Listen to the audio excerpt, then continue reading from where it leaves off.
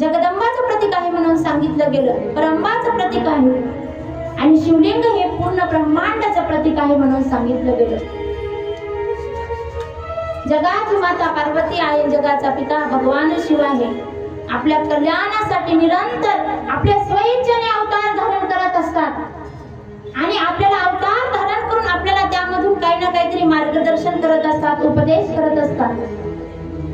शिव आणि पार्वती कधीही वेगळे नाहीत, एकच आहे. एकाच पासून त्यांची शक्ती, शिवाची शक्ती आहे. तो चालणारी, फिरणारी, बोलणारी जी शक्ती आहे, तिथे शक्ती आहे म्हणून सांगितलं गेलं.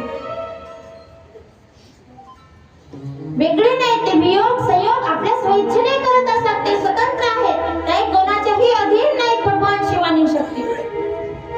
पण आपल्या सगळ्यांच्या कल्याणासाठी अवतार धारण करून सगळ्यांचं कल्याण करत असतात, ज्ञानोपदेश करत असतात. एका स्त्रीचा धर्म काय आहे शिकवतात, एका मुलीचा धर्म काय आहे शिकवतात, एका पुरुषाचा धर्म काय आहे, एका पुत्राचा धर्म काय आहे म्हणून शिकवत असतात आपल्याला निरंतर.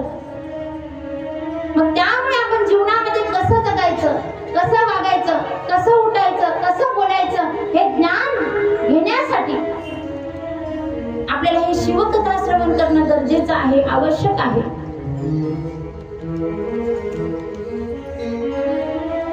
शिव आणि शक्ती